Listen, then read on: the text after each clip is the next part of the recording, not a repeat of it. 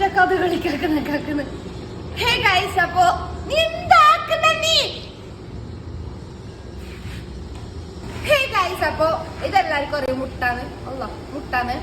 അപ്പൊ ഇന്ന് നമ്മളവിടെ മുട്ട ബുർജിന്നല്ല ചെല്ലു നിങ്ങളവിടെ കറി വെച്ചിട്ട് നമ്മളെ നിങ്ങൾക്ക് എന്തെന്ന് അറിയോ അത്ര അപ്പൊ മുട്ടയിലൊരു ബുർജി ഗൈസ് എങ്ങനെ ആക്കുന്നതെന്ന് കാണാം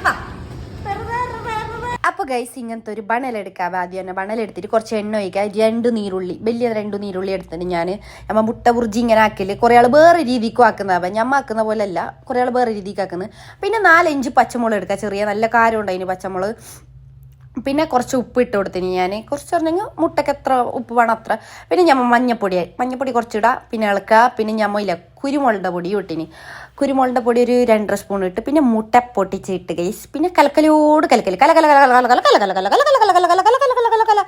ലാസ്റ്റ് അടുക്കി പിടിക്കാതെ നിന്ന് ഭാഗ്യം എന്ന് പറയാം ഇതിങ്ങനെ ആക്കിയിട്ട് കിട്ടും അപ്പൊ റെഡി ആയി ഗൈസ് നമ്മളെ ബുർജി നമ്മളെ മുട്ട ബുർജിയുടെ റെഡി ആയി ചെറിയ 5 മിനിറ്റിന്റെ ഏർപ്പാടേ ഉള്ളത് അപ്പൊ പൊരലെല്ലാരും ട്രൈ ആക്കാം കഞ്ഞിക്കെല്ലാം നല്ല ബെസ്റ്റ് കഞ്ഞിക്ക് ചോറിന് ചപ്പാത്തിക്കെല്ലാം ബെസ്റ്റ് അതാണ് അപ്പൊ ഞാനിങ്ങനെ ആക്കില്ല കുറെ ആൾ വേറെ രീതിക്ക് ആക്കുന്നത് ഞാൻ ആക്കുന്നത് ഇങ്ങനെ നല്ലുണ്ട് സൂപ്പർ ഗൈസ് അപ്പൊ എല്ലാവരും പൊരല് ട്രൈ ആക്കാം ടാറ്റ ബൈ സീ യു എന്നെ ഫോളോ ആക്കാത്തേറ്റിങ്ങോ ഫോളോ ആക്കാൻ പറ്റാ